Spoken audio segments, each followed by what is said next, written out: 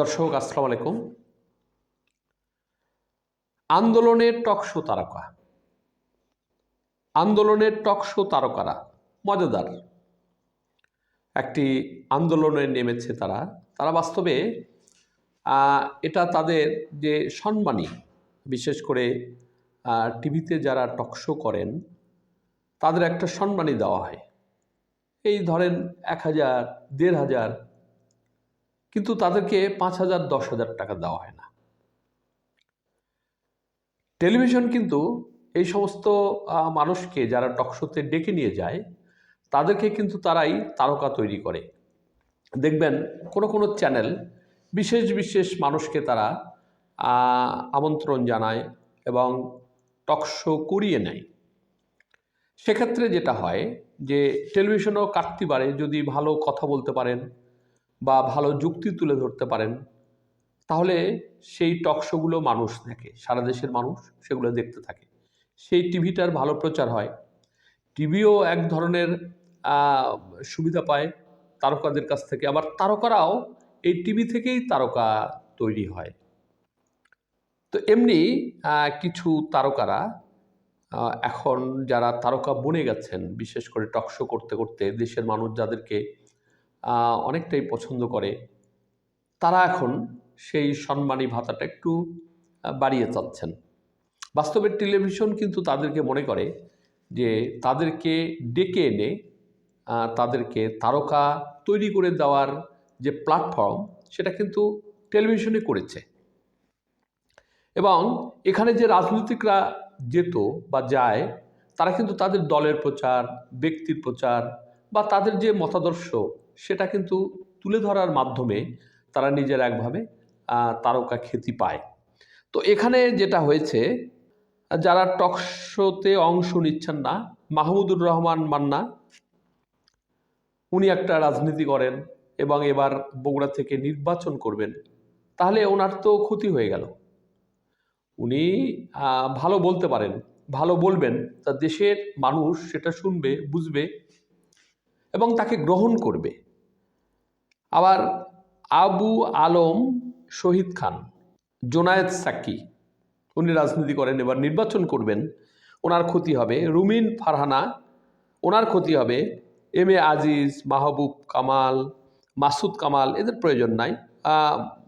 গোলাম Murtaza, doctor Zahedur Rahman Ashfaq, Ashraf Kaiser, doctor Shakhawat Hossain, স্বাস্থ্য barrister Asaduzzaman Fuad, উনি AB পার্টির সেক্রেটারি। নুরুল হক নূর, উনি ঢাকা বিশ্ববিদ্যালয়ের ভিপি ছিলেন। বাবুল, আসাদুজ্জামান রিপন, নীলফার চৌধুরী মণি রাজনীতি করেন। সৈয়দ মোয়াজ্জেম হোসেন আলাল রাজনীতি করেন। তাহলে ওনারা যে এই আন্দোলনটা করতেছে, ওনারা কি টাকা ইনকামের জন্য টকশো করেন কি না, এটা দেশের মানুষের কাছে একটা প্রশ্ন থেকে যাবে। এরকম আগে দেশের মানুষ কিন্তু আগে এরকম বুঝতো না। দেশের মানুষ যেটা বুঝে সেটা হলো যে প্রোগ্রামে তাদেরকে আহ্বান করা হয়, তারা তো টাকার জন্য সেখানে যায়, সেটা তারা মনে করে না।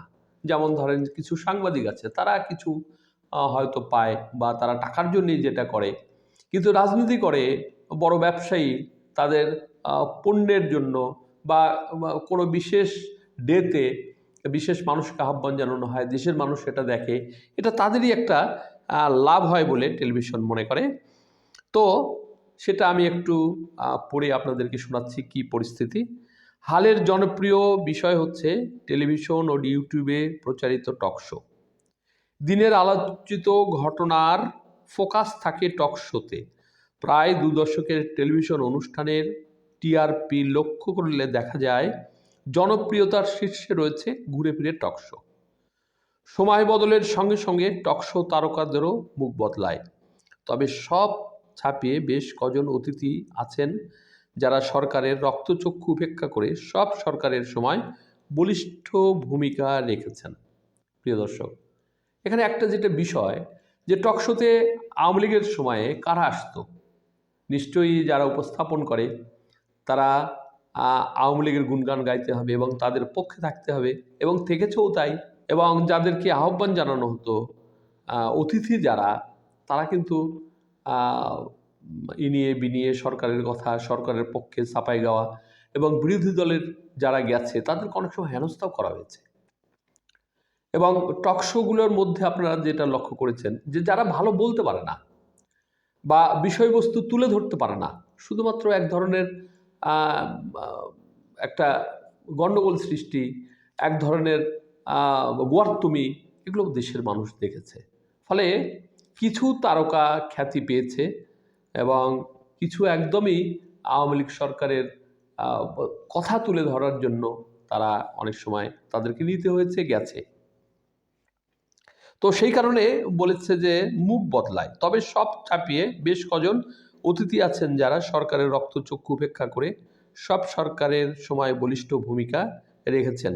5ই আগস্টের অভূতপূর্ব পরিবর্তনের পর টকশোগুলোতে লক্ষ্য করা গেছে অতিথি তালিকায় পরিবর্তন, তবে এ নিয়ে যতটা আলোচনা তার চেয়ে এখন বেশি আলোচনা হচ্ছে অতিথিদের সম্মানী নিয়ে। সামনে আসছে তাদের আন্দোলনের বিষয়টিও। জনপ্রিয় টকশোর আলোচকদের অন্তত 20 জনের বেশি অতিথি তাদের সম্মানী বাড়ানোর দাবিতে টকশোতে অংশ নিচ্ছেন না। প্রিয় দর্শক, এ হচ্ছে একটি ইন্টারেস্টিং নিউজ। আমি হাসতে বাধ্য হচ্ছি, কারণ তারা টাকা ইনকাম করে এবং টাকা ইনকাম করে টকশো করে, এটা দেশের মানুষ খুব বেশি জানতো না। আমরা যারা সাধারণত এই বিষয়ের মধ্যে যুক্ত আমরা জানি যে তারা 1 থেকে 1,500 বা 2,000 পেত। তাদের গাড়ি ভাড়া তাদেরকে দেয়া হতো। ঢাকার মধ্যেই সিএনজি ভাড়া, অটো ভাড়া বা তেলের খরচ এরকম ছিল আর কি। তো সেটা একটা আন্দোলনের পর্যায়ে যাবে, এটা একটা হাস্যরসের সৃষ্টি করেছে। প্রিয় দর্শক, আজকে এখানেই। আল্লাহ হাফেজ।